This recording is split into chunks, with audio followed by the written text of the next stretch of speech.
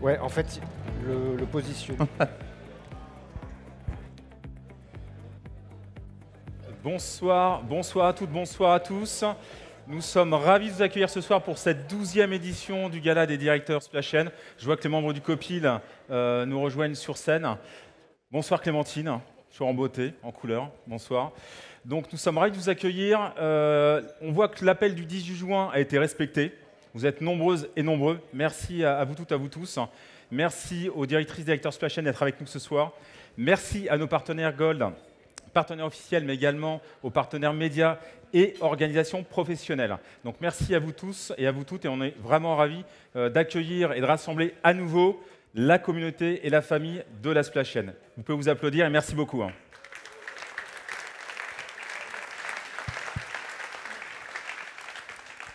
Pour débuter cette soirée, je vais laisser la parole à Mickaël Lejar, qui est cofondateur de l'Agora Manager Group. Mickaël. Merci Laurent. Donc oui, bonsoir à toutes et à tous. Merci d'être présente ce soir. Et ce soir, c'est un peu particulier parce que on fête les 20 ans aussi d'Agora Manager, qui a été créé le 2 mars 2005. Et puis, par la même occasion, l'Agora des directeurs supply chain, qui a été créée en septembre 2005.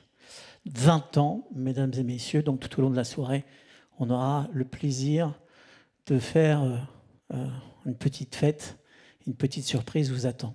Donc merci à toutes et à tous d'être présents pour fêter aussi ces 20 ans. Et je voudrais saluer, il y a 20 ans, des personnes extraordinaires qui nous ont fait confiance. Alors bien sûr, Jean-Philippe Guillaume, qui à l'époque était chez Supply Chain Magazine et qui est maintenant chez nous avec le média Supply Chain Village. Ce soir, il ne peut malheureusement pas être parmi nous puisqu'il a eu une urgence familiale, mais il a bien fait son job dans la journée avec ce qu'on appelle le before. Donc Jean-Philippe Guillaume, merci à toi, même si tu n'es pas là ce soir.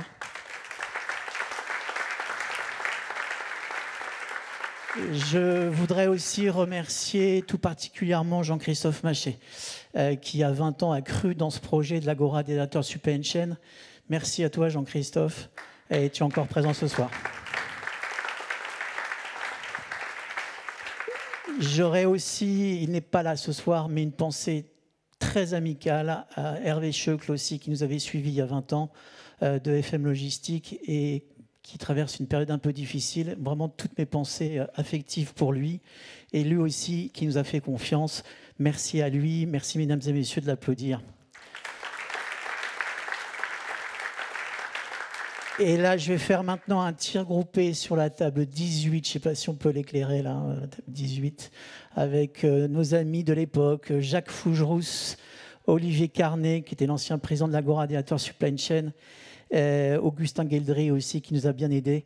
Et vraiment encore un grand merci, parce que voyez-vous, l'Agora Manager aujourd'hui, c'est une cinquantaine de salariés tout au long de l'année, sur 13 communautés, 5 médias, un peu de formation maintenant en e-learning et notamment du média training et une petite formation que je vous invite à faire vos équipes par l'intermédiaire de Supply Chain Village. Voilà, la pub est faite.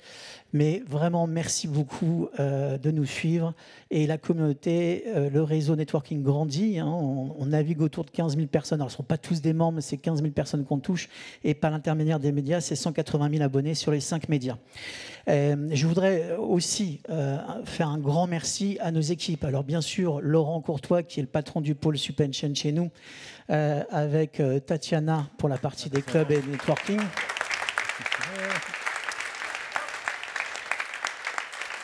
Jérôme Brulon, qui est sur la partie média, qui est le directeur de la publicité de Supply Chain Village. Et puis, tous les hommes de l'ombre, et les femmes et les hommes de l'ombre, je ne vais pas tous les citer, mais un spécial merci à Émilie Tarjus, qui fait un travail remarquable au niveau du marketing qu'on ne voit jamais, qui est une femme extraordinaire. Benjamin Souhaité, qui est à la production audiovisuelle, qui est tout le temps à la régie sur la partie média et aussi sur la partie des clubs. Hervé Richal, qui est en convalescence, qui reviendra vers nous dans quelques semaines. C'est lui qui s'occupe de tous les webinars, notamment sur Supply Chain Village, la data, et sur les clubs. Voilà, pas citer tout le monde au niveau des collaborateurs, mais il y a beaucoup de personnes qui travaillent dans l'ombre, à la fois pour organiser ce gala pendant un an, et puis aussi les soirées des clubs et la partie des médias. Voilà, j'étais un peu long, mais c'est 20 ans, Laurent, voilà, c'est important de le dire. On reviendra sur la partie RSE tout à l'heure, c'est ça? Bon, très bien. J'ai fini. Bon, d'accord. Bon. Il me restait 34 secondes. Ça va. C'est Val. Bon, merci beaucoup. On sait que tu es bavard, Mickaël, mais merci. C'était important.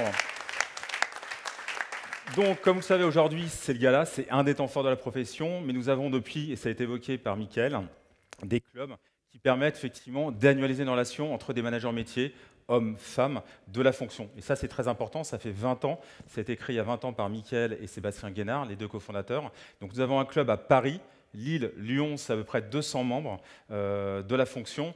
Ils sont importants et importantes dans la mécanique aujourd'hui de ces événements pour que vous puissiez trouver des solutions pour votre métier et pour vos entreprises. Donc je vous demande déjà de les applaudir. Parce voilà. On œuvre tout au long de l'année pour qu'aujourd'hui nos clubs, nos événements soient pertinents, intéressants, avec de la valeur de contenu, mais aussi sympathiques. C'est important pour l'Agora et pour vous, que ce soit aussi agréable après des journées de travail qui sont assez harassantes, je pense, surtout actuellement et depuis quelques années. Donc voilà. Donc pour ce faire, je vais laisser la parole à Karine Ardovix, qui est la présidente du comité de Lyon. Donc merci Karine, et nous dire un peu plus sur aujourd'hui l'activité de Lyon, où on en est au niveau du club. Merci Laurent. Alors une fois n'est pas coutume, c'est moi qui ai l'honneur de commencer. Ladies first, il paraît. Donc bienvenue à tous à ce magnifique événement. Je suis toujours ravie de vous accueillir et on va passer une soirée formidable ensemble. Oui, le club Agora de Lyon. Je m'avance. Club Agora de Lyon, une jolie dynamique, 40 membres aujourd'hui, un copil qui se renouvelle avec de nouvelles personnes qui vont nous rejoindre, donc un bel engagement. Laurent me dit qu'on n'avait pas tout à fait une parité parfaite, avec un petit 30% féminin, mais moi j'ai envie de dire que la qualité remplace la quantité, donc tout va bien de ce côté-là.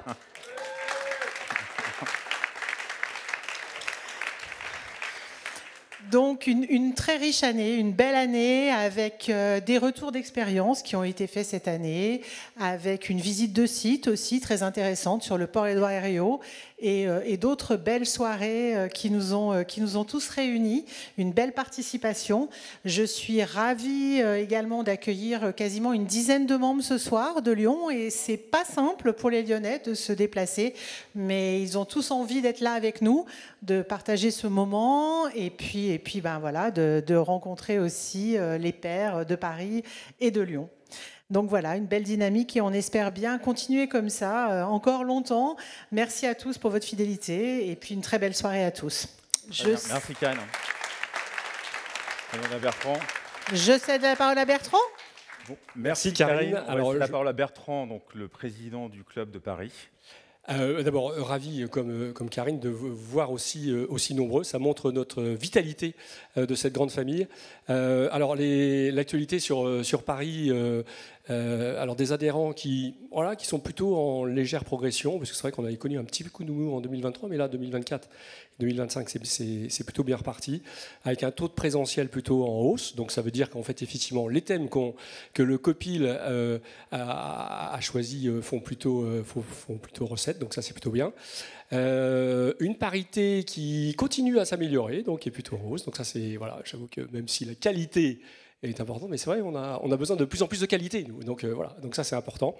Avec des thèmes cette année où on a pu effectivement visiter un site, notamment Segro. Donc et là je remercie, je sais qu'ils sont dans la salle, donc je remercie Segro de leur accueil. Ça nous a permis effectivement de voir comment s'organiser en fait la logistique urbaine.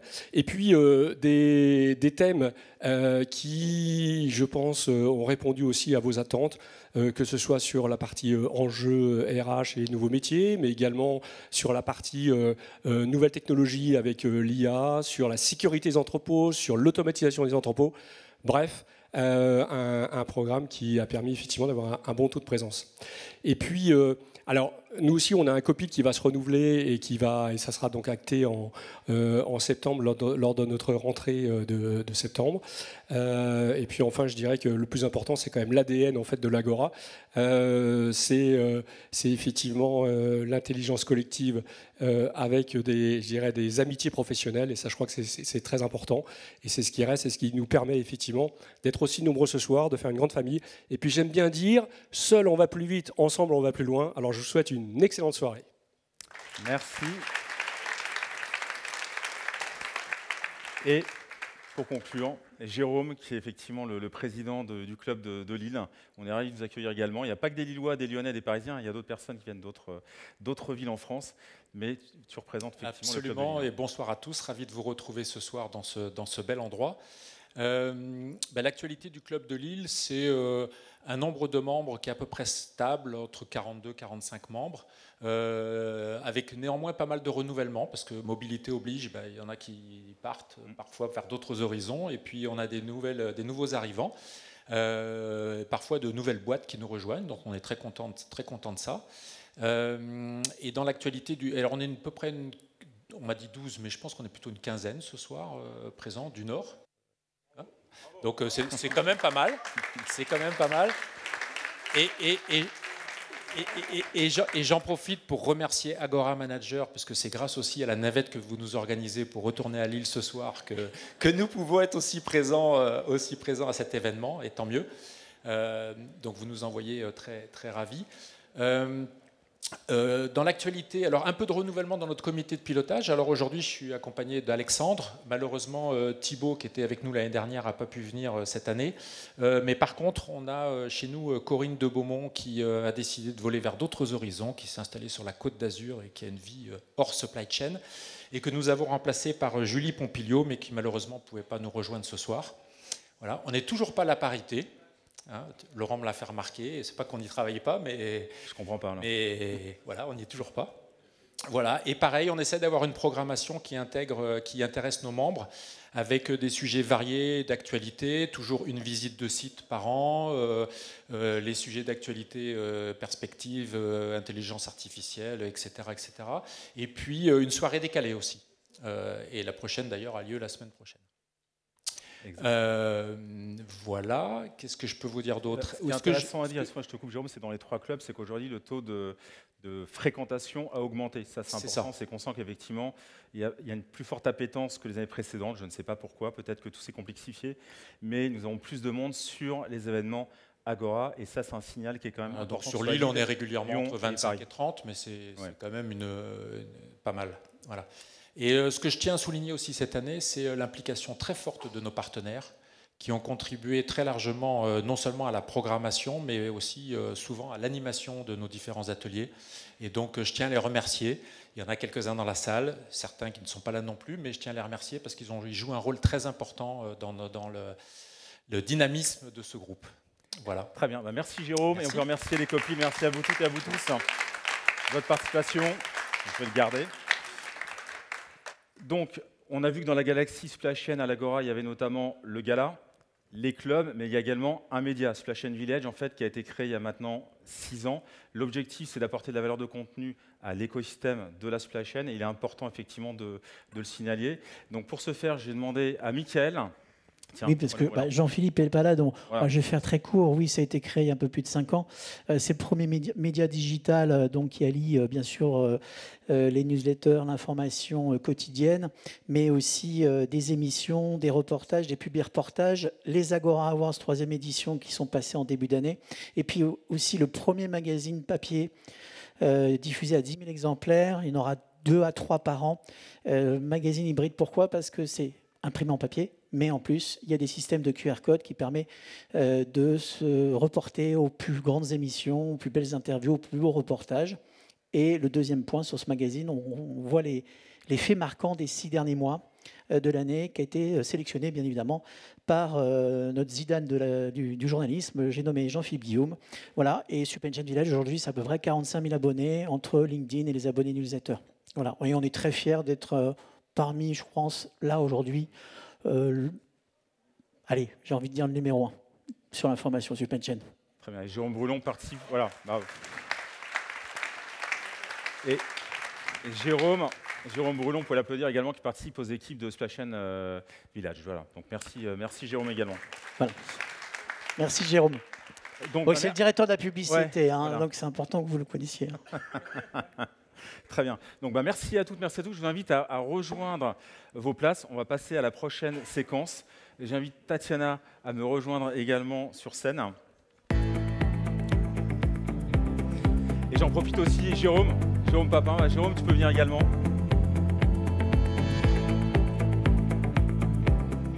Donc merci pour ton retour, Tatiana, et merci à Jérôme, effectivement, de nous rejoindre sur scène. Jérôme, tu es journaliste en transverse au sein de l'Agora Manager Group, et je vais te laisser la parole. C'est agréable. Bonsoir à toutes et à tous, très heureux de vous retrouver. Moi, je vais aller faire très court, très rapide. Juste vous dire qu'il y a une personnalité, vous savez, le sport chez Agora est entré en force depuis maintenant un peu plus de 2 ans. Pour certaines et certains d'entre vous, vous avez eu l'occasion de pouvoir participer à des émissions. Il y a quelqu'un qui a marqué l'histoire de son sport, quelqu'un qui a marqué également l'histoire du sport français, qui est avec nous. C'est une personnalité, vous allez très certainement soit redécouvrir à travers elle des souvenirs, soit vous allez découvrir également des choses. Juste avant cela, j'aimerais que vous regardiez avec moi une vidéo. Il y a 2 choses importantes. La première, c'est de regarder le chronomètre.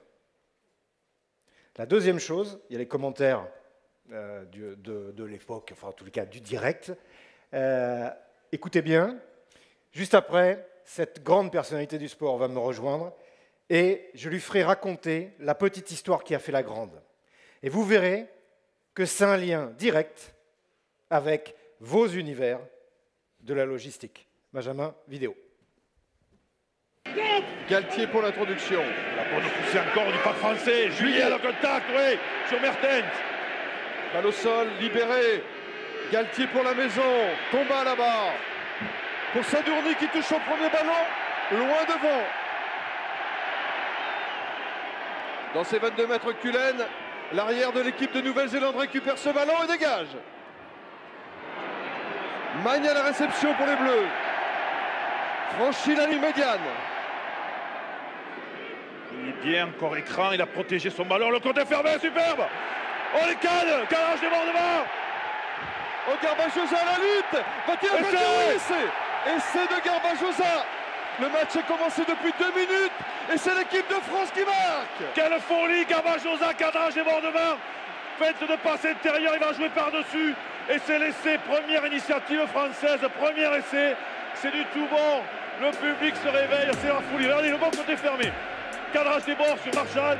Il ne peut pas donner intérieur parce qu'il y a un joueur black entre les deux. Il va jouer l'initiative personnelle, c'est essai. Superbe. Oh, plus que de la balle, c'est de la sphère, ça. Regardez ça. Intérieur, extérieur, voilà le cadrage débordement. Il a fixé son adversaire sur les appuis. Et là, après la chevauchée, il a regardé intérieur. Petit coup de pied par-dessus de Mertens. Et là, c'est la terre promise. Regarde sur le ballon, il va se jeter.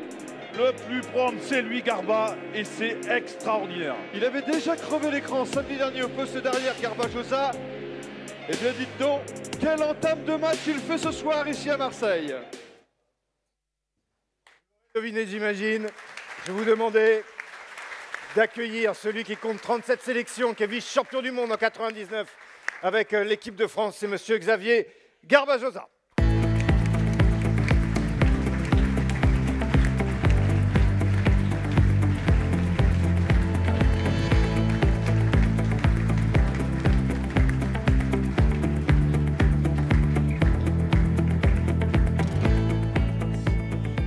Bonsoir. Alors, j'ai dit 37 sélections, vice-champion du monde. Il y a 2 tournois, 2 grands chelems avec l'équipe de France, 2 tournois des 6 nations. C'est également 3 titres de champion de France avec le Stade Toulousain, 3 fois élu meilleur marqueur d'essai du championnat de France. C'est 2 Coupes d'Europe aussi, plus, toujours plus, encore plus. Xavier, merci d'être ici avec nous. Alors, tout de suite, on va rentrer pour la petite histoire qu'a fait la grande. Je leur ai dit de regarder le chrono. Pourquoi il fallait regarder le chrono et qu'est-ce qui s'est passé logistiquement parlant sur ce match? Bonsoir à toutes et à tous. Alors effectivement, on peut faire un parallèle avec vos métiers, en tout cas sur la logistique. Sachez que nous, dans le rugby, on a tout un tas de pôles, le médical, les préparateurs physiques, les coachs bien entendu, puis il y a un pôle logistique. Donc ce sont les personnes qui sont chargées de s'occuper des déplacements, des escortes, du matériel, tout un tas de choses. Bref. Et on a une habitude au rugby, c'est-à-dire qu'on a une certaine forme de préparation avant le match. On arrive généralement 1h30 avant les matchs pour que les buteurs puissent sortir s'échauffer, pour que chacun ait sa routine, pour que chacun rentre un petit peu dans sa bulle. Et c'est un peu ancré. C'est une façon aussi pour nous de pouvoir se concentrer, identifier les dernières choses du match, les dernières consignes. Donc là, pour l'anecdote, c'était le premier match de l'équipe de France de rugby. C'était le premier match de rugby à Marseille, à l'ancien Vélodrome. Pour nous, c'était quand même exceptionnel, une chance de pouvoir aller jouer dans le Sud. On avait, non pas que c'est pas bien de jouer au Stade de France, oui, mais ça changeait un petit peu. Donc on était sur une tournée automnale. On avait joué les All Blacks une semaine avant à Paris, pour lequel nous avions perdu. Et puis c'était le dernier match de tournée. Donc ce match se fait au Stade Vélodrome de Marseille. Et nous sommes logés la semaine avant la préparation à Aix-en-Provence. Pour ceux qui connaissent Marseille, Aix-en-Provence est à peu près à 45 minutes de Marseille par une autoroute totalement fluide, surtout qu'en plus on a les escortes. Donc pas de souci là-dessus. Donc on a la remise des maillots, le speech du coach, tout le monde est prêt dans la salle. Le coach à l'époque, c'est Bernard Laporte. Bernard Laporte, je ne sais pas si vous connaissez Bernard Laporte, mais en termes de speech, il est quand même assez bon. Donc les petites 45 minutes qui nous séparent du stade, on était quand même à température. Donc remise des maillots, c'est toujours très solennel. On monte dans le bus, et puis nous voilà partis d'Aix-en-Provence en direction du stade Vélodrome. Et sur la rentrée sur l'autoroute, bloqué. Mais l'autoroute, bloquée. Donc on a 2 motards devant, et on a l'habitude à Paris, effectivement, enfin pour ceux qui habitent à Paris, que le trafic est relativement dense, mais les motards à Paris sont beaucoup plus efficaces que ceux de Marseille. La problématique, c'est qu'effectivement, le bus, donc on avait 2 motards devant, 2 motards derrière, sauf qu'à Marseille, les gens ne sortent pas. Mais sortent pas du tout. Même ils sont capables de faire des gestes obscènes par la fenêtre aux motards. Donc c'est quand même assez hallucinant. Et pour la petite histoire, si vous voulez, de 45 minutes, on est passé à 1h30 dans le bus. Donc je vous laisse imaginer déjà l'énervement dans le bus. En fait, toute cette sacro-sainte préparation que l'on peut avoir, avec un timing qui est hyper timé pour chacun, l'arrivée au stade, on se change, chacun fait des straps. Il y a un process qui est quand même très établi où tout le monde dans la tête. Et là, on s'est retrouvé à arriver demi-heure avant le coup d'envoi. Donc tout ça pour vous dire que nos habitudes qui finalement nous renforcent, nous mettent dans notre zone de confort, ce jour-là, il a fallu s'adapter. Mais s'adapter, et c'est pas fini. Puisque quand on arrive avec le bus donc, au stade, on finit par arriver, il reste demi-heure avant le coup d'envoi. Généralement, on sort une 40aine de minutes pour s'échauffer avant le match. Mais quand je dis qu'on arrive demi-heure, c'est demi-heure, H 30 minutes, le bus garé au parking. Donc là, bien sûr, branlement de combat, on descend, on prend vite les sacs, on commence à marcher, on commence déjà à transpirer. Et puis on arrive, puis un mec de la sécurité vient à notre rencontre et nous dit ben, venez, suivez-moi. Ah putain, super. Donc le mec nous fait passer par des coursives, il connaît mieux que nous. Et puis là, on fait, je sais pas moi, 5, 6 minutes de marche. Il ouvre une porte et on se retrouve dans le hall des partenaires de la Fédé. Le mec n'avait rien compris. Il nous a amenés dans le pavillon de la Société Générale où la GMF et tout le monde était là, assis comme vous, et nous on est arrivés. En fait, le mec s'était trompé, il pensait que nous étions, on devait passer au salon des partenaires. Donc on a perdu une dizaine de minutes, sauf que le match allait commencer d'ici, on est sorti 17 minutes avant le coup d'envoi. Généralement, vous avez au moins 30 minutes d'échauffement entre la mobilité, la balistique et puis la mise en train. Mais tout ça est très timé, très sincèrement. Et puis dès qu'il y a un grain de sable dans la machine, parfois il y a des garçons qui sont perturbés par ça. Et on s'est retrouvés 17 minutes avant le coup d'envoi. Et là, Fabien Pelouse, à l'époque, était capitaine, il a dit bon, 2 choses. Soit on fait la merde, soit on fait juste 2 tours de terrain, parce que le stade était incandescent. Parce que comme les supporters ne nous voyaient pas sortir, ne nous voyaient pas arriver, les Blacks s'échauffaient, ils ne comprenaient pas. Donc ils commençaient à monter en pression. Et une fois qu'on est sorti dans le stade, voilà, ça a été, sincèrement, ça a été magique. On a fait 2 tours de terrain. Je ne sais pas si c'était bien pour s'échauffer, mais on a fait 2 tours de terrain, on a pris l'ambiance, on a pris la ferveur, et on est reparti au vestiaire. On s'est échauffé, tout est pour tout, 7 minutes, parce qu'après il y a les hymnes, parce qu'après il y a un protocole, il faut rentrer, donc il faut rentrer, je crois, 7 ou 8 minutes avant le coup d'envoi. Donc on s'est échauffé, je ne sais pas, 14 minutes, je crois, en tout et pour tout. Donc voilà, petite anecdote pour vous dire que parfois on essaye de tout calibrer, tout cadrer, en y mettant des moyens et humains, et parfois aussi financiers, parce que tout ça, ça coûte, et que parfois, malgré tout, on ne peut pas tout maîtriser, et que là, on est obligé quand même de s'adapter collectivement. Voilà, c'est la petite anecdote. Merci pour cette anecdote, cette petite histoire qui a fait la grande, comme je vous l'avais dit. Vous aviez, à la fin, ça a gagné quand même? Oui, ça a gagné. Oui, on a la chance en plus d'avoir gagné un match comme quoi. Parfois, sortir de sa zone de confort, ça a du bon. Donc vous voyez, c'est rassurant pour vous, hein. C'est vrai que vous n'êtes pas les seuls à avoir des petits pépins dans vos journées. Xavier, apparemment, avec l'équipe de France, c'est pareil. Donc il faut s'en rassurer. Et voilà, tout se passe bien à la fin, globalement. Merci à Xavier. Comme vous le savez, chaque année, nous remettons des prix pour saluer aujourd'hui les personnes ou les organismes qui mettent à l'honneur la supply chain et qui font des belles choses. Donc cette année, nous avons 4 prix. Un prix avant le dîner et 3 prix après le dîner. Pour ce premier prix, ce sera le prix coup de cœur. Donc j'ai demandé effectivement d'accueillir chaleureusement Fabrice Raymond, président d'Ales Custom Service. Fabrice, le table 7, tu es avec lui.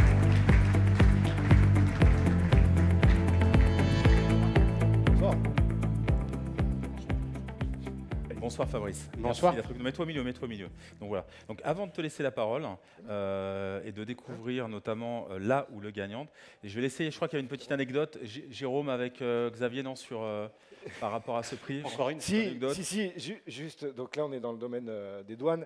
J'imagine quand même que quand on est en équipe de France, c'est un petit peu plus facile, non, de les passer ces univers-là.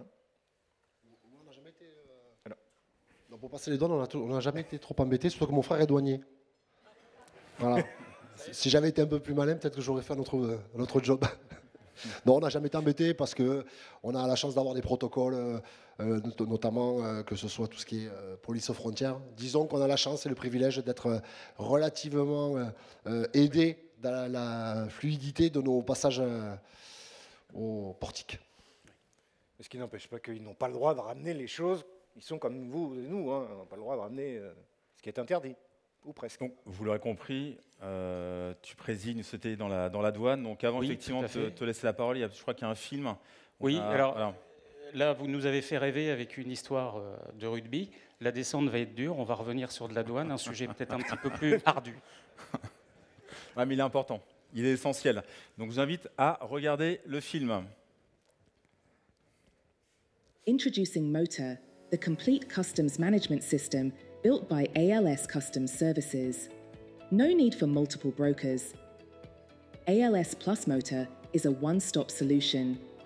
With your data, Motor will complete customs clearances at both origin and destination country. No matter what type of EDI data you have, XML, JSON, or even spreadsheet, Motor creates your declarations with ease. And if you don't have data, our experts will extract the information from your documents, checking data quality and compliance. With Motor, your declarations will be successfully cleared by ALS Customs Services. Staying compliant is effortless with Motor. It automatically checks for sanction names or addresses and highlights restrictions. Motor's goods classification tool ensures the correct commodity codes are used for your goods and highlights potential errors. Before submitting declarations, our experts conduct multiple integrity checks, promptly resolving any discrepancies. You achieve fast, efficient export clearance. Throughout the journey, Motor's customer portal enables you to view live statuses, receive your customs documents, provide additional instructions, produce financial reports to assess the efficiency of your supply chain, and easily download other documents from Motor's secure archives. You have everything you need for successful trading right at your fingertips. And the customer portal can integrate with your systems, providing automated statuses, duties and taxes, and business analysis reports. Accounting and operational processes become more accurate and efficient. Across the globe, you have full control of your customs processes with ALS Customs Services and Motor. And the best part? We have real people in real offices providing personalised service. Customs simplified, trade amplified with ALS Customs Services and Motor. Très bien, merci. Je vais applaudir Fabrice. Donc, Fabrice, produit dans nos je studios. suis sûr que tu vas réussir à rendre sexy la douane. Hein. Donc, oui, alors, vas-y. Une remarque pour ceux qui ne nous connaîtraient pas bien ou qui se poseraient la question, nous ne sommes pas devenus éditeurs de logiciels. Nous sommes un prestataire de services, nous sommes brokers en douane, spécialisés dans les opérations douanières et le conseil. Alors, oui, voilà. Et spécialisé dans le conseil. Et ce qu'on vous a présenté, Mota, donc c'est un outil que nous avons développé en interne et qui sous-tend de plus en plus nos opérations, qu'on est en train de mettre en place chez de nombreux clients et qui apporte véritablement de la valeur ajoutée en matière de contrôle, suivi, transparence. Et c'est le Customs 2.0. Alors, quelques chiffres, je ne vais pas tous vous les faire, mais donc on est broker en douane présent en Europe, 17 pays, 3 continents, brokerage et consultancy. Un chiffre qui n'est pas là, mais que je voulais souligner sur la partie conseil, parce que c'est une dimension qu'on souhaite mettre en avant pour l'avenir. En 2024, nous avons fait chez nos clients 340 jours de conseil. Et en matière de résultats, donc on aide nos clients à optimiser bien évidemment leur flux d'un point de vue douanier, mais aussi on les aide à récupérer de l'argent qui aurait pu éventuellement être payé en trop à la douane ou à l'administration fiscale. Et sur 2024, donc on a adressé une claim à l'administration de 7 millions d'euros et on en a récupéré 3,5 millions, donc la moitié. Et le reste du dossier est en cours d'instruction. Et si on compte depuis 2010 ce qu'on a pu faire sur le sujet, on avoisine les 5-6 millions supplémentaires. Donc voilà, c'est une dimension à laquelle on ne pense pas forcément quand on parle de douane, mais on ne fait pas que de la déclaration, on fait aussi beaucoup de conseils. Très bien. Bah, je pense qu'on peut applaudir Fabrice et LS Custom Service. On va se remettre au milieu. Alors, notre coup de cœur, c'est important pour nous, c'est effectivement une association qui œuvre pour sauver des vies, principalement en Afrique. Ça nous semble être important de les mettre à l'honneur ce soir. Je pense qu'ils ont peut-être un mot à dire sur la douane, forcément. Donc, on va demander effectivement, et je vais accueillir... Alors, je suis un peu dyslexique, donc c'est dur pour moi. C'est Olivier Kudiskowski. Merci d'applaudir. Merci d'applaudir. Et...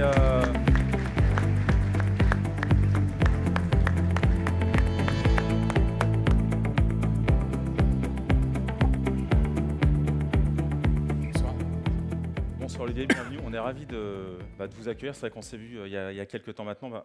Mettez-vous au centre. Donc c'est vrai que c'est important pour nous. Il nous semble important de vous mettre à l'honneur, puisque c'est vrai que cette asso existe depuis 42 ans, si je ne dis pas de bêtises, et qui a été créée par un ancien pilote d'Air France. Donc voilà.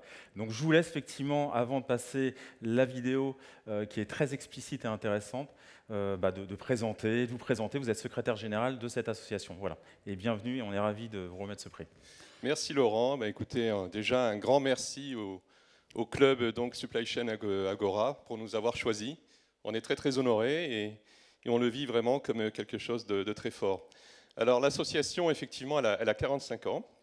Elle a été créée par des pilotes et des mécaniciens bénévoles d'Air France qui ont été extrêmement choqués par les événements du Biafra à l'époque, en 1968, et qui ont décidé d'organiser un pont aérien et qui ont pu, avec l'aide d'Air France, acheminer comme ça des centaines de réfugiés en Europe. Et depuis, donc, l'association a grandi et on est devenu l'ONG du monde aéronautique. On a plus de 800 bénévoles, extrêmement dynamiques. Et on a plus de 1000 partenaires, on a des ONG, des associations, des fondations avec qui nous travaillons donc quotidiennement. Alors, je vais essayer en quelques secondes de vous décrire les différentes missions. On a des missions humanitaires, bien évidemment, mais également sociétales. Donc, les missions humanitaires, la première, c'est que nous avons un avion caravane qui sillonne la RDC dans les zones inaccessibles, les zones de guerre, et qui donc transporte des malades, des médicaments et des fonctionnaires des ONG. Nous avons des centaines de bénévoles qui accompagnent, qui convoient des enfants, effectivement essentiellement en Afrique, mais aussi en Asie, pour venir se faire opérer en Europe. Nous avons comme ça participé au sauvetage de plus de 1000 enfants l'année dernière. Et nous avons effectivement cette activité de logistique, de fret, puisque nous convoyons donc des milliers de colis gratuitement au sein des soutes des compagnies aériennes. Et donc là, clairement, on rejoint votre métier à destination de populations donc, en nécessité des colis humanitaires. Et enfin, nous avons une dimension française et sociétale, et on y tient également beaucoup. On organise chaque année des centaines de baptêmes aériens au profit de jeunes personnes en situation de handicap mental. Et donc, il faut voir ces enfants avoir la banane lorsqu'ils descendent de l'avion. Et on aide également des dizaines de jeunes à se réinsérer en leur proposant de construire des ULM. On leur fournit des ULM en pièces détachées avec toute l'ingénierie et l'accompagnement pédagogique. Et la plupart de ces jeunes réintègrent donc ensuite le monde professionnel. J'oubliais une activité importante qui est en grand danger aujourd'hui, et vous allez deviner pourquoi. C'est l'activité d'accompagnement des réfugiés. Nous avons des bénévoles qui vont dans les camps, accueillir et donc ensuite accompagner des réfugiés qui ont obtenu donc des droits d'asile. Et il faut savoir que donc 70% de notre activité est sur les États-Unis. Donc c'est une activité qui est extrêmement menacée. Voilà, donc je suis très très heureux de pouvoir vous parler de tout ça parce qu'on est très intéressé par le monde de la logistique. Et j'espère qu'à travers cette soirée, peut-être que certains d'entre vous auront envie ensuite de développer des partenariats avec Aviation Sans Frontières. Merci. Merci beaucoup Olivier, on peut l'applaudir. Et on va vous passer un petit film qui illustre effectivement tous les propos d'Olivier. Si on peut sauver une vie, c'est extraordinaire. On en a sauvé beaucoup. Le cœur de métier, c'est d'aider les associations et autres organisations humanitaires à assurer leurs services logistiques. On a notre magasin qui est basé à Roissy. On va recevoir, trier et conditionner nos différents colis pour ensuite les envoyer sur nos différentes destinations, principalement de l'Afrique francophone et bientôt partout dans le monde.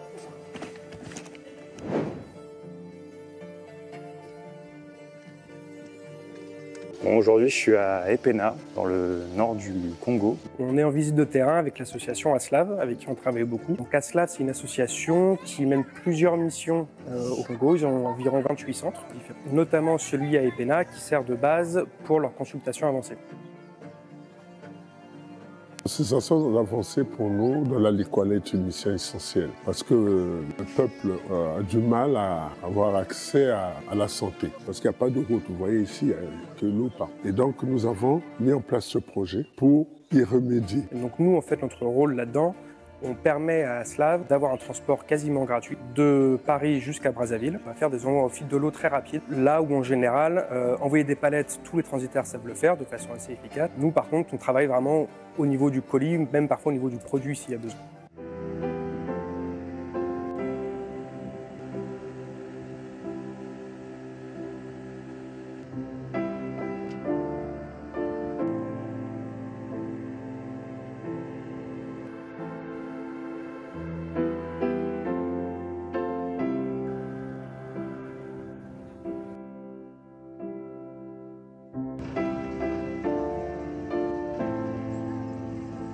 Aujourd'hui, nous avons consulté 33 malades. Nous avons 9 villages à visiter. On consulte les malades, on fait la CPN, vaccination des femmes enceintes et des enfants de 0 à 2 ans, 10 ans. Les patients que nous évacuons, c'est surtout les patients qui nécessitent l'opération d'intervention chirurgicale.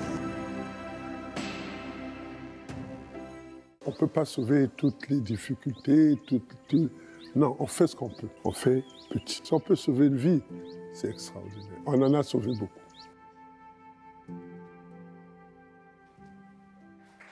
Très bien, merci. Merci Olivier, on va te remettre le prix. Fabrice, je t'invite à remettre le prix. Mettez-vous au centre, Fabrice. Olivier. D'accord. Je vous invite, Fabrice, à remettre le prix. Je suis ravi de vous remettre ce prix. Félicitations pour votre engagement et ce que vous faites. Merci beaucoup. Une fois de plus, merci au nom des 800 bénévoles. Ils seront vraiment ravis de la bonne nouvelle. Merci à eux. Et hop. On va faire une photo. Allez-y. Très bien, merci beaucoup. Je vous invite à rejoindre vos tables. Sachez que nous avons 24 tables ce soir. Il y a encore 3 lauréats. Il y a 3 lauréats qui vont monter sur scène. Je vous demande un peu d'attention, s'il vous plaît. S'il vous plaît, avant d'entamer la troisième mi-temps, comme je vous disais, nous avions remis un prix avant le dîner. Nous allons mettre 3 prix. Donc, pour reprendre, là, ce ne sera pas de l'humour, désolé, on sera sur effectivement des remises de prix et féliciter notamment des partenaires, mais également des personnes qui ont œuvré pour la Supply. Je laisse la parole à Tatiana. Merci beaucoup.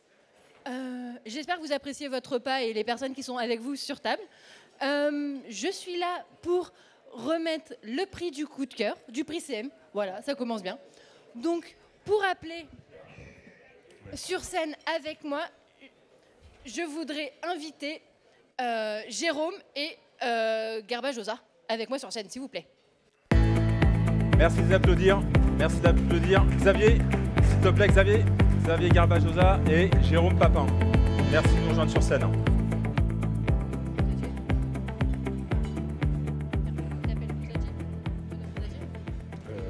Oui, on peut, le temps. Ah ben Xavier est là. Pourtant, Alors, afin de vous donner, comme vous le savez, chaque année, nous avons un impact digital. Au-delà du fait que physiquement, vous soyez là, il y a aussi un impact digital à travers notamment les community managers de nos partenaires qui œuvrent pour effectivement faire du buzz sur cet événement. Donc voilà, donc ce soir, Tatiana va nous donner les chiffres et ça nous permettra de savoir qui a gagné, la gagnante ou le gagnant ce soir, qui a fait le plus de buzz sur le gala des directrices et directeurs supply chain. Avant de donner le résultat du meilleur CM, qui sont tous en table 19, j'aimerais appeler sur scène Benoît Cruzatier, qui va venir avec moi, CEO de ALS, Merci de monter d'applaudir. avec moi et de me rejoindre.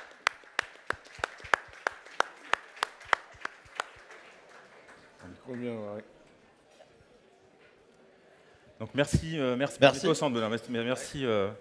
d'être avec nous ce soir. Pareil, avant qu'on te laisse la parole, on va laisser la parole à Jérôme et à Xavier sur ce prix.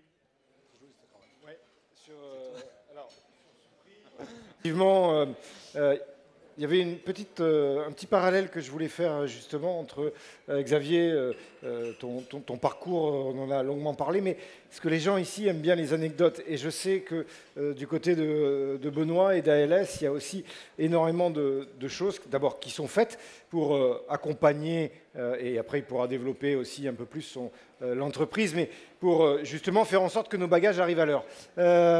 Ça t'est déjà arrivé, notamment avant de devenir vice-champion du monde en 1999, cette tournée qui ne se passe pas très bien, que des défaites, et à un moment donné, vous décidez de vous arrêter sur une île pour essayer de regrouper ou de créer un cadre. Est-ce que là, à ce moment-là, comme pour eux, les directeurs, les directrices supply chain, est-ce qu'à un moment donné, il y a cette notion de vision, de leadership, cette notion d'équipe? Oui, effectivement. Alors, c'est toujours les anecdotes qui ne sont pas forcément les meilleures à raconter. En 99, la préparation de la Coupe du Monde, nous sommes partis en tournée estivale au Tonga, au Samoa et en Nouvelle-Zélande. On avait donc 4 tests. Nous sommes partis avec l'équipe, ou en tout cas le groupe, à 80-90%, qui était pressenti pour faire partie de la Coupe du Monde. Donc on était plutôt serein. Sauf que la tournée ne s'est pas passée exactement comme on le souhaitait, avec une première défaite au Tonga, qui n'était jamais arrivée à l'équipe de France depuis qu'il y a des confrontations entre la France et le Tonga. On est parti au Samoa, pour lequel on a gagné d'un point. Et puis on a joué 2 test matchs contre les Blacks où on a pris 51 points. Donc 2 mois avant une Coupe du Monde, en 99, vous avez bien compris que ce n'étaient pas les meilleurs matchs. Et la confiance était effectivement un peu érodée. Sauf que le staff a eu une idée, je mettrai génial entre parenthèses. Plutôt que de rentrer directement sur Paris, a eu la bonne idée de nous dire, bon, les gars, il faut qu'on se parle. On va aller passer 3 jours en Nouvelle-Calédonie. On avait qu'une envie, si vous voulez, avec la volée de bois vert qu'on avait pris sur les 4 tests, de rentrer chez nous, retrouver nos familles et se mettre un peu au frais. Sauf qu'on est arrivé en Nouvelle-Calédonie, on a un petit peu fait la promotion de notre sport là-bas, puisque ça reste un territoire français, mais tellement lointain de chez nous, qu'effectivement, à l'époque, on n'y allait pas trop visiter. Sauf qu'il y a quand même de très beaux profils. Oui. Et en fait, on a passé 3 jours pour lequel, effectivement, le staff nous a dit, bon, écoutez, vous posez les bagages, on se voit dans la salle de commune des joueurs. Et puis on nous a dit, écoutez, vous avez 3 jours, vous faites ce que vous voulez. On se retrouve là dans 3 jours, le bus part à 10h15. Vous trouvez les solutions que vous voulez, vous dites ce que vous voulez, mais pendant 3 jours, vous trouvez les moyens de retrouver un peu de cohésion entre vous pour préparer la Coupe du Monde, parce que de toute façon, d'autres joueurs, on n'en a pas, il n'y a que vous. Donc à partir de là, trouvez les solutions. Je ne rentrerai pas dans les détails de ces 3 jours qui ont été denses, qui ont été fatigantes, mais qui a eu effectivement pour effet de pouvoir quand même se dire pas mal de choses. L'alcool aidant, ça a permis à certains de pouvoir s'exprimer, à d'autres de pouvoir entendre et écouter, parce que dans la communication, il y a toujours des émetteurs et des récepteurs. Et disons qu'on a passé 3 jours plutôt sympas, qui nous a permis sûrement de participer au fait qu'on ait fait une Coupe du Monde qui était quand même plutôt intéressante en termes de résultats. Merci, merci pour l'anecdote. Merci Arba. Alors, je t'invite à aller devant. C'est une première depuis 12 ans de gala, 2 sociétés de partenaires qui ont le même nom, le même acronyme. ALS. C'est une première, donc ça nous intéresse de savoir qui est ALS. Alors bon, déjà, quel plaisir d'être là ce soir. Merci beaucoup. ALS, on n'est pas le ALS douane, nous sommes le ALS maintenance multitechnique électromécanique. On intervient sur toutes les infrastructures des sites logistiques et aéroportuaires et autres, notamment dans les aéroports. On va faire tout ce qui va être les convoyeurs, convoyeurs bagages, convoyeurs colis.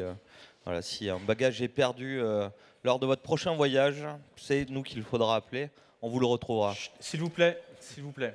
Merci. Et donc, quel plaisir de remettre le prix du meilleur, ou de la meilleure d'ailleurs, Community Manager. Tatiana Vzenossé, la gagnante ou le gagnant. Voilà. Ah oui. Alors cette année, la compétition a été assez féroce, mais on a quand même un vainqueur, ou plutôt une vainqueur. Cette année, le tweet a été vu plus de 180 000 fois et a touché plus de 15 000 personnes, ce qui est incroyable. Donc mesdames et messieurs, je vous prie d'accueillir le meilleur communicant de ce gala, Yana Loguniu de chez LSL.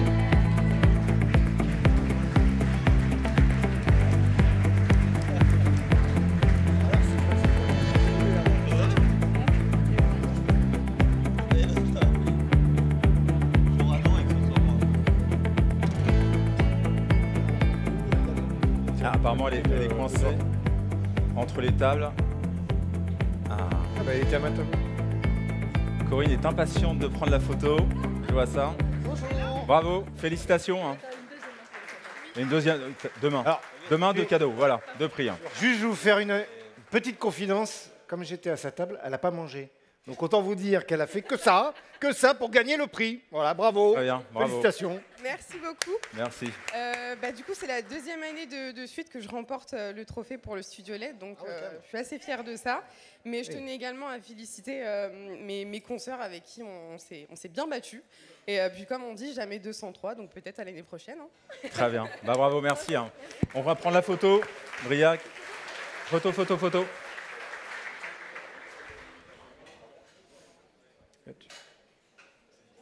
Très bien, merci. Je vous invite à retourner à la table. Jérôme, Garba, vous restez avec nous.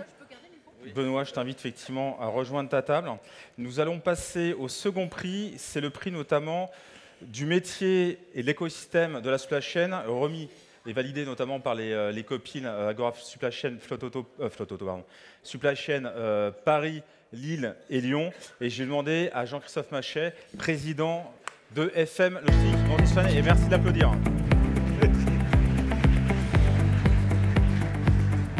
Alors, Jean-Christophe, avant de vous laisser la parole, on sait qu'aujourd'hui, vous êtes une entreprise où il fait bon vivre chez FM. Vous êtes toujours effectivement depuis des années, hein, vous êtes reconnu pour ça, vous êtes titré. Vous avez également toujours une relation très proche avec les chargeurs. Je vous laisserai la parole, mais avant, je vais laisser la parole à Jérôme et à Xavier. Pareil, petite anecdote sur la fonction. C'est la soirée des anecdotes en fait. Ah ouais. Sinon, c'est une soirée de l'humour, donc si on ne se marre pas... FM Logistique, on parlait de logistique, c'est votre métier, votre quotidien. Son poste à Xavier, c'était soit 3 carrels, soit arrière, parfois centre. Je rappelle quand même qu'il a été élu meilleur centre du monde. Quand tu étais à l'arrière, un peu comme eux et elles le sont, tu as une vision, à un moment donné, stratégiquement, tu perçois, tu dois voir le jeu, et tu dois orienter. On sait que le numéro 9, le numéro 10 en rugby sont les maîtres à jouer. Mais quand on est derrière, la responsabilité, et j'en viens à la demi-finale extraordinaire face à la Nouvelle-Zélande, et il n'est plus de ce monde, mais le magicien Jonah Lomu, il y a un moment donné, tu es face à lui. Face, tu l'as souvent dit, une Twingo. À toi, à ce moment-là, de comment tu fais stratégiquement pour rassurer tes coéquipiers. Sur ce match, tu as raison d'en parler, j'ai rassuré personne. Effectivement, il y a différents postes au rugby, mais on ne va pas rentrer dans les détails. Le poste d'arrière, on est, comme son nom l'indique, plutôt à l'arrière, avec une vision un peu périphérique. En attaque, vous êtes celui qui va amener une plus-value, allez venir vous intercaler dans les espaces, et en défense, vous êtes le dernier défenseur. Sauf que sur cette demi-finale, effectivement, il y avait Jonah Lomu qui était en face. Alors, pour la petite anecdote, c'est un garçon qui faisait 1,97 pour 145 kg et qui courait 10,4 au 100 mètres. Donc, effectivement, une Twingo lancée à 50 à l'heure au feu rouge. Voilà. Et donc là, en étant à l'arrière, effectivement, moi, personnellement, je l'ai vu passer, mais je ne l'ai pas pris. Voilà, c'est pour répondre à ta question. Je ne me suis même pas jeté sur les roues de la Twingo, c'est très sincèrement. Mais lors de ce match-là, néanmoins, juste avant, tu t'étais préparé avec, lui aussi, il n'est plus de ce monde, parce que c'était, il ne vous le dira pas, donc je vais le dire à sa place, un de ses meilleurs amis. Et pourtant, ils n'ont pas porté le même maillot. Mais en équipe de France, ils faisaient chambre ensemble. C'était M. Christophe Dominici. Ouais. Et Xavier, c'était tous les deux, ils étaient frères. Je vous le dis parce qu'il ne vous le dira pas. Par contre, juste avant cette demi, avec Christophe, tous tes coéquipiers avaient peint votre chambre avec des posters. Disons que dans cette Coupe du Monde 99 fait suite à cette tournée donc, mémorable que je vous narrais juste un peu avant avec ces 3 jours à Nouméa finalement qui avaient fini par resserrer un peu nos liens. Effectivement, je me suis épris d'amour pour un garçon comme Christophe qui était un garçon généreux, qui physiquement faisait 1m30, mais qui était un garçon qui était pétri de talent rugbystique mais surtout humain. Et on faisait donc bien sûr chambre ensemble. On n'était pas les derniers à faire des conneries. Et puis cette semaine de demi-finale face au All Blacks, qui était franchement l'équipe, c'était la meilleure équipe du monde depuis des années. On était arrivé en demi-finale et au regard de tout ce qu'on avait vécu sur les dernières saisons, on était content finalement d'arriver en demi-finale. Puis surtout quand vous tirez les Blacks, on s'est dit, après le quart de finale, on dit bon, ben, ce soir il faut faire une vraie fête parce que la semaine prochaine c'est fini. Donc on avait préparé cette demi-finale vraiment, je n'allais pas dire sans trop d'ambition, ça serait mentir, mais avec quand même l'assurance que ça allait être très compliqué, voire impossible. Et puis finalement, la fin de semaine, avec l'aide de nos leaders, qui étaient Raphaël Bagnès et Fabien Pelouse, ont su trouver les mots pour nous expliquer qu'on n'avait pas grand-chose à perdre. Ce qui a été relativement vrai. Et à force de nous le répéter, on a commencé à prendre conscience. Et on a préparé notre match comme ça. Sauf que la veille du match, on était au dîner avec Christophe et puis on boit un café, on discute et puis on n'avait pas forcément envie de dormir parce que vous avez une forme de tension, d'appréhension. Le lendemain, vous jouez une demi-finale de Coupe du Monde à Twickenham face aux Blacks. Et puis finalement, on traîne un peu, on essaie de jouer aux cartes, mais on n'a pas envie, on ne sait pas trop ce qu'on veut faire. Et puis finalement, à 11h, 23h, minuit, on remonte dans la chambre. Et là, on rentre dans la chambre, on voit la porte ouverte. Et on rentre, en fait, ils nous avaient fait des posters de Jonah Lomu partout sur les murs, avec une planchette avec des fléchettes dessus. Voilà. Donc toute la nuit, effectivement, on s'est couché à minuit, et jusqu'à 3h ou 4h du matin, on tirait les fléchettes pour voir qui c'est qui touchait le plus. Bon. Le lendemain, il nous a plus touché lui qu'on l'a touché lui, mais bon. Mais vous avez gagné. Merci. Ouais, gagné. Merci.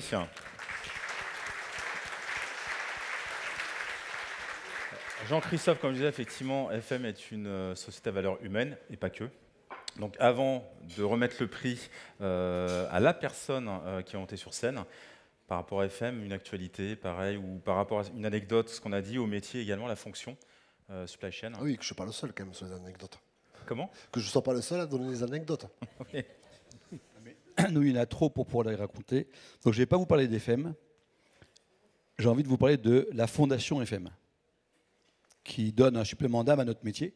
On a décidé il y a quelques années, en tant qu'entreprise familiale qui a avoir envie d'agir pour effectivement une supply chain plus durable et plus raisonnable, on veut aussi avoir un impact par rapport à notre environnement. On a créé une fondation où on ne porte que les actions qui sont amenées par nos collaborateurs au bénéfice d'enfants, on en parlait à table, ou de jeunes gens qui n'ont pas eu la chance de faire nos études et revenir à nos métiers. Et par exemple, on a monté une école en Inde pour accueillir 30 jeunes filles qui étaient sorties du système scolaire, ou au Brésil, deux classes de 15 enfants qui sortent des favelas, à qui on apprend nos métiers. Et si j'en parle ce soir, c'est parce que je trouve que nos métiers, qui sont méconnus, souvent, eh bien, méritent d'être mis en avant, et notamment par rapport à la capacité que l'on a à être de formidables passerelles pour des jeunes filles ou des jeunes garçons qui n'ont pas forcément suivi des formations ou qui ont eu un accident de la vie. On peut leur donner le goût de revenir, rejoindre des équipes comme les nôtres, parce que dans la supply, il y a de l'humain. Il y a de l'humain, il y a de l'effort, il y a de l'humilité. On est là pour relever des challenges. On réussit, parfois on ne réussit pas, mais on s'y remet. Et je me rends compte que dans nos métiers, on est capable, Bertrand me parlait tout à l'heure de l'aide qu'il est en train de faire pour une jeune réfugiée ukrainienne. Je trouve ça extraordinaire. Donc je ne parle pas que de FM, je parle aussi là de Saint-Gobain, et je ne sais pas si c'est une initiative personnelle ou de Saint-Gobain. Et donc j'ai envie de mettre en avant notre profession, nous qui sommes capables d'accueillir des jeunes gens, des jeunes filles, sur des métiers où on est capable de les faire grandir à travers nos cursus de formation. Et c'est en ce sens où je suis très fier de notre fondation. Il y a eu 4000 bénéficiaires cette année sur les différents pays où nous sommes. Et nos 27 000 collaborateurs trouvent beaucoup de fierté à agir sur cette fondation. Et pour nous, actionnaires, c'est une source de satisfaction. Pour moi, quand je vais visiter ces activités-là, c'est mon quart d'heure chocolat. Bon bah bravo pour cette fondation et pour l'action qui est menée par FM. Alors, merci. Alors, on parlait de jeunes filles. C'est justement une jeune fille qui a gagné le prix, qui va monter sur scène. C'est quelqu'un qui a de l'humilité, qui a le goût de l'effort, qui a œuvré pour la fonction. C'est quelqu'un qui est toujours rayonnant, exactement, haut en couleur. Exactement. Et haut en couleur également. Elle a porté non seulement la fonction, mais elle contribue fortement à l'Agora. Exactement. Je pense qu'elle a aussi formé des générations de professionnels. Et on est très très heureux. Vous l'avez reconnu tous. Elle a travaillé dans la supply chain de la musique. Donc tous ensemble, c'est pas moi qui vais l'appeler. Parce qu'effectivement, aujourd'hui, c'est important pour elle, parce que c'est un moment où elle transmet. C'est un moment où elle va faire d'autres choses. Et donc, ensemble, on est extrêmement fiers, collectivement, à offrir ce prix à Clémentine. Clément Numéra-Tégrange.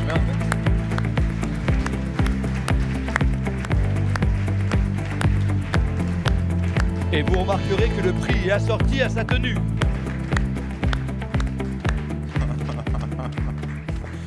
Bravo Clémentine. Clémentine. Bah, va au centre, Clémentine, de peur. T'es pas timide normalement. Hein. Non, non. Donc on est ravis de te mettre ce prix. C'est vrai que ça fait plus de 16 ans maintenant que tu es à l'Agora. Quel honneur. Déjà, aux copines, ça fait quasiment 14 ans. Ouais. Donc on est vraiment ravis de pouvoir effectivement te mettre à l'honneur par rapport effectivement, comme l'a dit Jean-Christophe, ta pétillance. Enfin, voilà, tout a été dit. Donc je ne vais pas effectivement être redondant. C'est une façon simplement, collectivement, on dise merci aussi. Exactement. Eh ben, alors là, je suis vraiment... Merci beaucoup à vous. C'est vrai que ce qui me fait plaisir ce soir, c'est de voir beaucoup de femmes, parce que c'est vrai que ça a été, ça a été un peu je dirais pas mon combat, mais presque. Et je crois que c'était super, Caroline Vigneault tout à l'heure, mais vraiment j'ai adoré tout ce qu'elle a dit. Et en plus, effectivement, elle le dit avec humour, mais elle dit des choses qui, j'espère quand même, ont interpellé certains qui n'avaient peut-être pas conscience, en effet, des dates, de toutes ces différences, de toutes ces choses qu'il a fallu, qui paraissent naturelles aujourd'hui. Donc, je suis ravie qu'au Copil, que je laisse avec tous ces super bons souvenirs. Je suis vraiment très heureuse parce que je laisse Marie-Gilles, Valentine, Mercedes, et je me dis zut, parce que là, c'était vrai, ce sont des femmes extraordinaires et avec qui j'aurais aimé partager quand même ces moments de copil, mais je suis vraiment contente parce que je vois qu'elles font mieux que reprendre le flambeau et je pense qu'on arrive en effet à cette parité. Et encore une fois, la place que demandent les femmes, c'est pas pour prendre celle des hommes, c'est parce que nous, on veut que la diversité, déjà la parité, soit une richesse, qu'on voit que tous ensemble, et que ça soit le reflet de la population, du monde, qu'on est à égalité dans le monde et que si on veut avoir des entreprises qui soient représentatives du monde, il faut que effectivement les comités de direction, et donc je ne parle pas que de la fille de l'accueil, hein, je dis bien les comités de direction, les comités exécutifs, les décisions, là où les décisions se prennent, qu'effectivement on ait cette parité, y compris dans la supply chain où ça a été un petit peu plus dur. Il faut que je retrouve la personne qui est intervenue tout à l'heure et qui a commencé en disant « je ne suis pas féministe » et elle ne repartira pas d'ici. Cécile.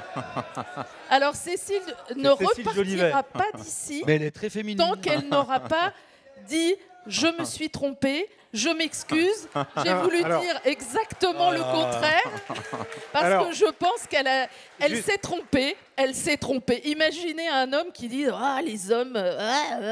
mais ça ne viendrait même pas l'idée. Mais on le dit parfois. Alors, pas souvent, hein, et pas très fort. Juste, Clémentine, si je peux me permettre. Oui, bien sûr. Si je peux me permettre. Oui.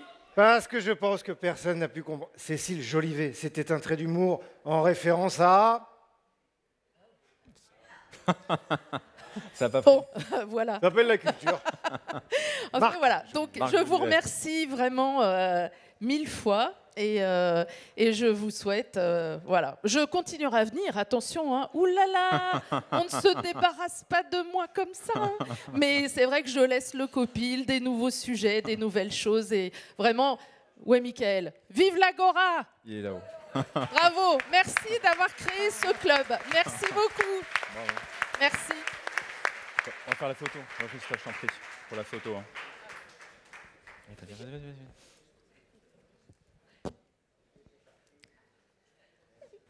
Merci. Merci beaucoup. Et merci Clémentine. Pour toutes ces années passées ensemble. Tiens. Il y a une contre-soirée. Il y a une contre-soirée. Alors, merci. Nous allons passer au dernier prix, qui est le prix de la rédaction Supply Chain Village. Pour ce faire, je vais demander à Didier Terrier, DG d'Arthur Logistique, de monter sur scène, de l'accueillir chaleureusement. Merci.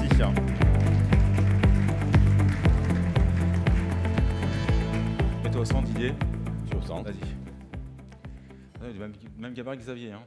Tu pourras être rugbyman. Hein. Tu as été rugbyman également ou pas? On fait quoi, la séquence émotion ou l'anecdote? L'anecdote d'abord. L'émotion avec toi après. Non, sauf qu'on va inverser parce que moi je sais le sport qu'il aime, Didier. La question que tu voudrais lui poser. Tu aurais pu m'appeler avant quand même. Ah mais, et ben voilà. C'est ça aussi la force de vous que vous avez, c'est la discrétion, mais la détermination. Capacité aussi à être là, les moments où il faut, sans forcément être sur le devant de la scène. Xavier, c'est aussi le cas lorsque toi, tu joues derrière, tu joues à l'aile. Il y a un moment donné, tu peux être discret, on ne peut pas te voir pendant un match. Là, on a vu à un moment donné un essai extraordinaire. Tu nous as narré, ok, la petite histoire qui a fait la grande. Si je te dis ça, discrétion, mais détermination, c'est ce qui correspond aussi au sport que tu as pratiqué. Oui, et plus particulièrement au rugby, qui est un sport d'humilité. C'est peut-être pas un vain mot, mais c'est un mot important pour nous. C'est même une valeur intrinsèque de notre sport. Effectivement, et puis en plus aujourd'hui, par rapport aux réussites qui peuvent être les nôtres, l'équilibre est toujours fragile. Vous pouvez faire un bon match, 2 bons matchs, être un peu monté au pinacle par la presse, parce qu'aujourd'hui, on est quand même dans un monde de rugby beaucoup plus médiatisé qu'à l'époque où j'ai commencé. Mais il reste quand même une notion essentielle, c'est l'humilité. Cette capacité de se remettre en question tout le temps. Et puis on fait, je disais tout à l'heure à mes collègues à table, on est quand même le seul sport collectif de combat. Ça veut dire que vous pouvez être en capacité, vous devez être en capacité de vous sacrifier pour un collègue à côté de vous, avec qui vous portez le même maillot, vous n'êtes pas forcément potes. Vous ne partagez pas les mêmes croyances, vous n'avez pas la même éducation. Sauf que l'esprit d'équipe doit nous servir d'atteindre nos objectifs de performance importants. Merci. Xavier. Moi, je voulais juste rappeler, parce que je suis lyonnais, on parlait de record tout à l'heure, il y a un monsieur qui est décédé hier, qui s'appelle Bernard Lacombe, qui a marqué un but au bout de 37 secondes en Coupe du Monde. Donc voilà, je voulais juste lui rendre un petit hommage. Et tu as très bien fait. Et ce record aura duré jusqu'en 2002, jusqu'à ce que Hakan Şükür marque, lui, au bout de 11 secondes de jeu. Bien, en quelques mots, Arthur Lloyd, mais comme je le dis tous les ans, je ne vais peut-être même pas en parler. Vous savez que notre métier, c'est le conseil en immobilier logistique, et que notre savoir-faire, c'est d'être capable de vous donner toutes les informations possibles sur ce marché, à savoir les nouvelles conditions financières, les bâtiments disponibles, les bâtiments qui vont se développer, les secteurs où il y a beaucoup de projets. Voilà, ça, c'est donc notre métier. Alors, nous, notre présence au Gala, c'est important parce que je vous rappelle qu'il n'y a pratiquement que des directeurs de supply chain. Donc, pour nous, c'est un vivier important. Alors, ce n'est pas la raison essentielle, mais c'est la principale. Donc, merci à vous d'être toujours aussi présents, parce que pour nous, c'est un moment d'échange. Et bien évidemment, on adore l'Agora, mais on aime beaucoup nos clients et nos futurs clients. Très bien, ils sont très sympas, la supply, donc ça tombe bien en plus. Donc merci, merci Didier. Alors, nous allons remettre le prix à un organisme qui œuvre justement pour la supply chain, qui est dans la plaine de l'Ain. Et on souhaitait le mettre à l'honneur à travers la rédaction de Supply Chain Village et Jérôme Brulon. Donc Jérôme, tu peux monter nous rejoindre sur scène, hein, bien sûr. Et on va remettre le prix à Christian Dodu, qui est président du PILS. Merci d'applaudir chaleureusement Christian.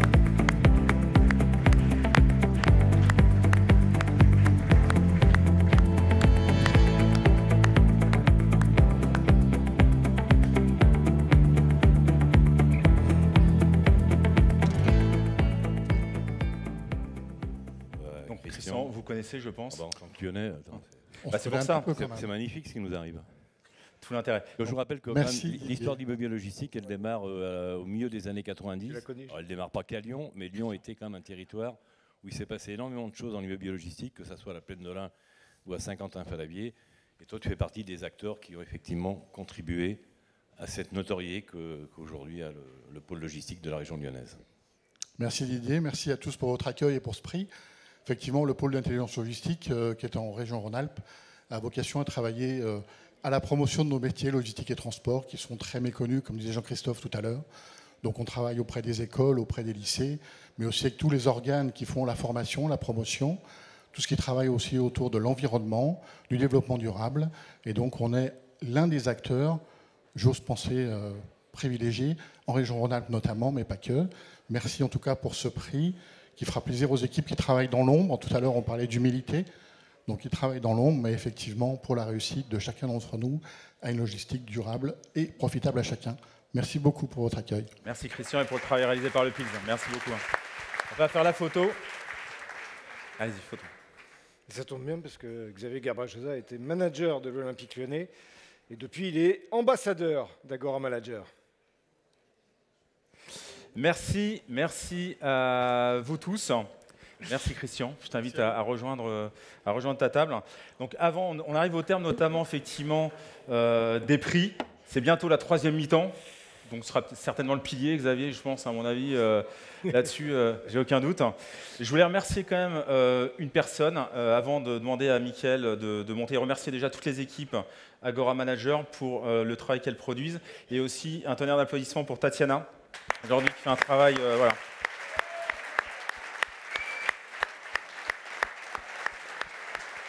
Donc merci à Tatiana pour le travail et ton professionnalisme, voilà. Donc et tout le reste. Donc je sais pas si tu as un petit mot à dire. D'ailleurs, si tu veux dire un petit mot, on va te passer le micro. Excellent. Vas-y, mets-toi au milieu. Merci. Je suis contente de voir que vous êtes tous là, que vous avez bravé la chaleur pour nous voir.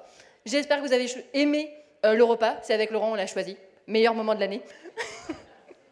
Non, merci beaucoup. Moi, j'adore bosser avec vous, donc merci d'être là. Profitez bien. aimez-nous bien. Voilà. Très bien, merci.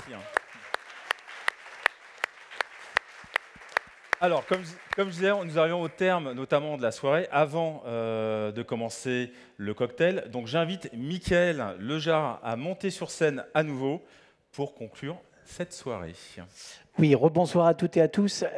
Comme je disais en début de soirée, on fête les 20 ans d'Agora Manager et aussi de l'Agora des directeurs supply chain.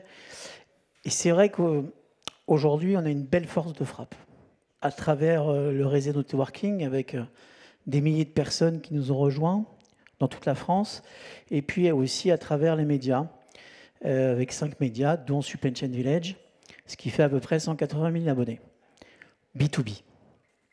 Alors l'idée, c'est qu'avec les équipes, les collaborateurs, les collaboratrices, Laurent, Tatiana, Jean-Philippe, Jérôme, on s'est dit là, il faut qu'on apporte aux autres. Et apporter aux autres, c'est ce qu'on appelle la mise en relation de réseau. Et on a sélectionné 3 associations qu'on aide tout au long de l'année à mettre en relation avec des entreprises telles que les vôtres. Ce n'est pas forcément du mécénat financier, vous allez voir. Et on va vous montrer un petit film, mais ça résume bien aussi l'esprit Agora, l'intelligence collective et l'intelligence du cœur. Je vous laisse découvrir la vidéo. Depuis 20 ans, Agora fait ce qu'elle sait faire de mieux, créer du lien, entre professionnels mais aussi au-delà. C'est ainsi qu'est né un concept unique, le mécénat de mise en relation. Mettre la force d'un réseau au service de ceux qui n'en ont pas. Agora accompagne 3 associations qui font du lien une mission vitale chaque jour sur le terrain. Avec Magie à l'hôpital, Nicolas Diaz, Eric Fro et leurs équipes offrent aux enfants malades plus qu'un instant d'évasion, la réalisation d'un rêve. Avec Global Earthwatch, Tina et Gilbert Blaise luttent contre la mort subite, 105 000 sauveteurs formés, 1 million d'euros pour la recherche, 2 maisons pour accueillir les familles. Avec Neuf de Cœur, Jean-Pierre et Florence Papin accompagnent les familles d'enfants atteints de liaisons cérébrales. Depuis près de 30 ans, une présence, un soutien, un combat quotidien. La RSE, ce ne sont pas juste 3 lettres dont parfois encore certains peinent à nommer les mots qui les désignent. Pour nous, c'est créer un écosystème vertueux, un réseau qui agit, qui relie, qui redonne du souffle là où il en manque. Et en cette année de célébration des 20 ans d'Agora, notre plus belle réalisation, c'est peut-être celle-là. Voilà.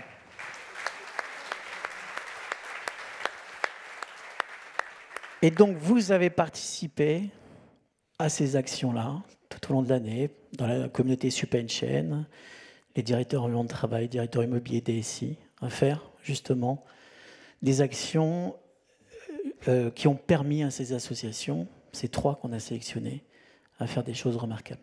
Voilà.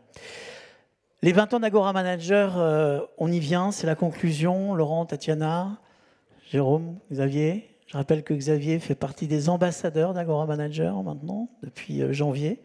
On a quelques sportifs comme ça, comme Christian Califano, Henri Lecomte et Jérôme Fernandez dans le hand, Perle Bouge.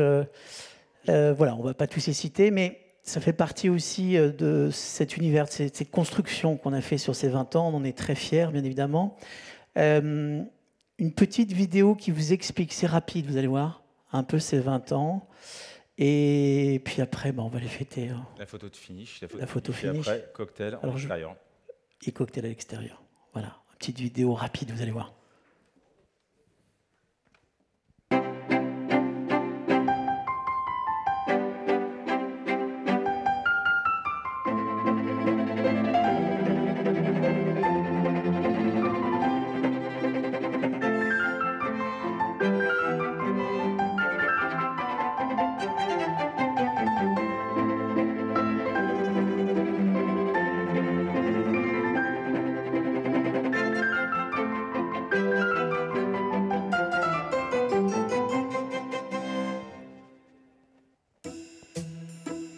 Je m'appelle Agora et aujourd'hui j'ai 20 ans. 20 ans depuis que Sébastien Guénard et Mickaël Lejar ont créé autour d'une idée simple mais audacieuse, remettre le manager au centre du jeu. Il y a 20 ans, nous étions 2. Aujourd'hui, en 2025, nous sommes près de 50. Quelques 50 talents aux expertises variées, aux points de vue multiples, mais animés par cette même vision, mettre l'humain et l'excellence au cœur de l'écosystème. Et face à nous, il y a vous, des managers venus de tous horizons, de toute entreprise, de tout secteur public ou privé. Vous êtes notre moteur, notre ADN. C'est pour vous que je me lève chaque jour, que nous réfléchissons, échangeons et réinventons sans cesse les compétences de demain. Parce que le monde change à une vitesse folle.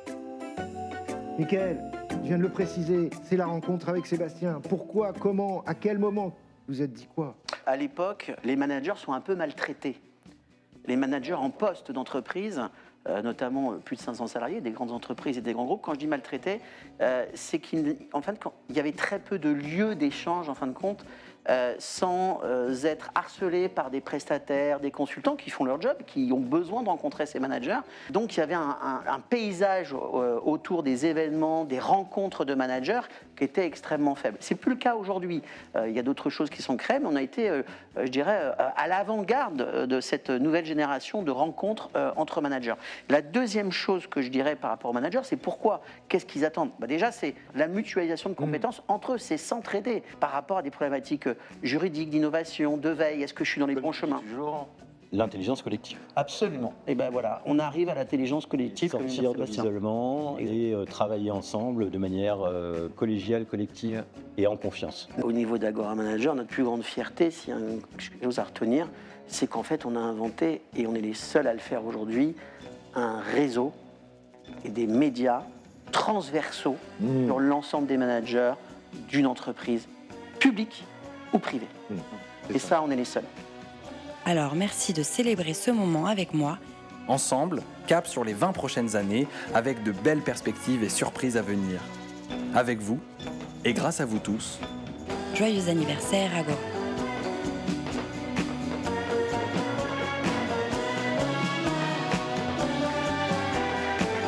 Voilà. Et merci à tout le monde, merci à toutes et à tous, merci aux équipes, merci aux partenaires. Merci Jean-Christophe, il y a 20 ans, Jean-Christophe Maché qui nous a poussé sur l'Agora. Merci à tout le monde, merci aux partenaires. Et on est vraiment très, très heureux. Laurent, je t'invite à faire venir les représentants des partenaires et des voilà, je ne vais pas répéter ce qu'a dit Mickaël, vraiment un grand merci. Ce n'est pas terminé encore, on a encore toute la soirée à passer ensemble. Je vais vous demander de me rejoindre sur scène. Donc Jean-Christophe Machet, Arthur Lloyd avec Didier. Merci tous les partenaires de me rejoindre sur scène. Je vais les citer. Il y a également Fabrice Raymond, Bruno Coste n'est pas là, donc je crois que c'est Raphaël qui vient ce soir, je ne dis pas de bêtises. Luc Papillon, Katia Legoat, Patrick Remord, Agathe Gravier, Laurent Sabatucci, Paul Klebinder, Franck Raymond-Pré, pardon, Corinne Grapton. Oh là. Donc tous les partenaires. Voilà, merci de venir sur scène pour la photo finish Patrick. Entre le gâteau et puis aussi Laurent, les membres des comités de pilotage. Paris et les Lions, merci s'il vous plaît. Karine, Alexandre, Jérôme. Merci. Et j'aimerais bien aussi qu'il y ait Jean-Michel Garnery, Olivier Carnet, Jacques Fougerous, Augustin Guellery, si vous pouvez venir aussi. C'est sympa pour les 20 ans. Allez. Voilà. Et puis, donc, troisième partie tout à l'heure, dehors, et on peut faire monter la musique, c'est sympa. Voilà. Merci à toutes et à tous. Merci aux équipes, merci aux partenaires. Bah, bien sûr. Mais oui, mais après, j'aurais dû.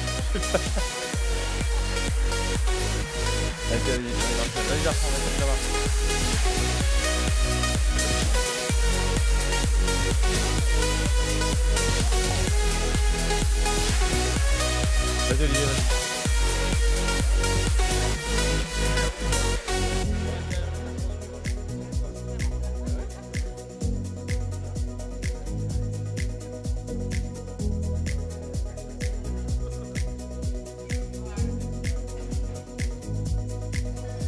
Merci. Et on peut faire des applaudissements pour les 20 ans, s'il vous plaît. Allez, allez. Merci. Bonne fin de soirée. Et rendez-vous en 2026, bien sûr.